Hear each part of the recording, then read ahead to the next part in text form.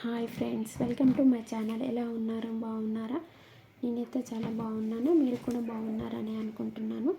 ఈ ప్రోడక్ట్ అయితే మీషోలో తీసుకున్నాను. చాలా బాగుంది. వర్షాకాలంలో అయితే లేడీస్కి అయితే చాలా యూస్ఫుల్ ప్రోడక్ట్. ఎందుకంటే ఇంట్లో తాడు కట్టకుండా అయితే ఇదైతే హ్యాంగ్ చేసుకోవచ్చు. చాలా బాగుంది. ఎవరికైనా కావాలంటే కమెంట్లో చెప్పండి, లింక్ ఇస్తాను.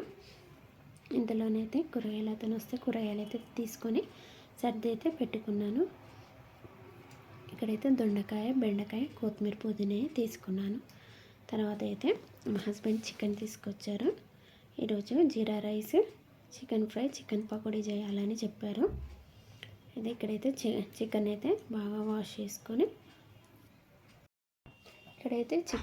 వాష్ చేసుకొని ఉప్పు, కారం, ధనియాల పొడి, పెరుగు, అల్లం పేస్ట్ అయితే వేసుకొని అయితే బాగా కలుపుకోవాలి. 1 అవర్ అయితే మ్యాగ్నేట్ చేసుకొని పెట్టుకుంటాను.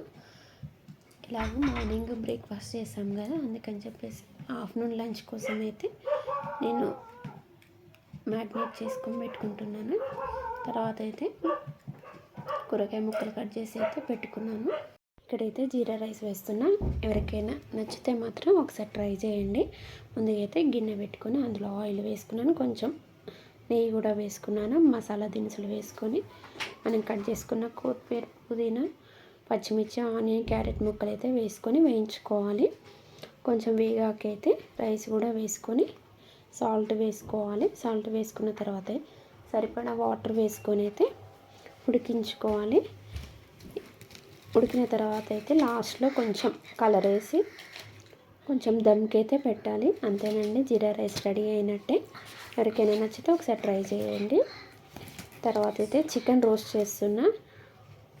ఫస్ట్ అయితే ప్యాన్ పెట్టుకొని ఆయిల్ వేసుకొని కొత్తిమీర, పుదీనా, ఆనియన్స్, పచ్చిమిర్చి అయితే వేసుకొని బ్రౌన్ కలర్ వచ్చేంత వరకు వేయించుకోవాలి. వేయించుకున్న తర్వాత అయితే కొంచెం సాల్ట్, అల్లం పేస్ట్, కొంచెం పసుపు వేయండి. ఆల్రెడీ నేను చికెన్లో వేసి కలుపుకున్నాను కాబట్టి కొంచెం వేసుకుంటే సరిపోతుంది.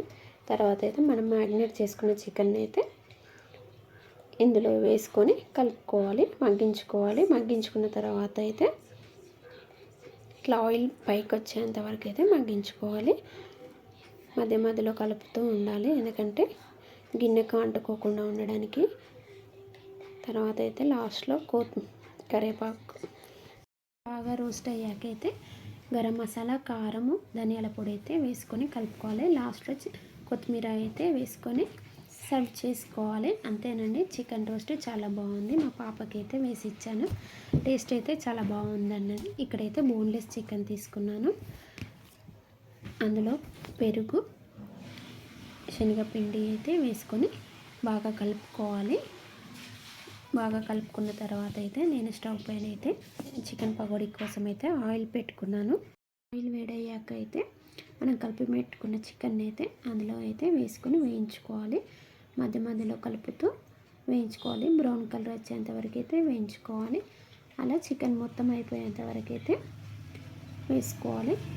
వేడి చికెన్ పకోడీ అయితే రెడీ అయినట్టే. అంతేనండి ఈరోజుకి వీడియో.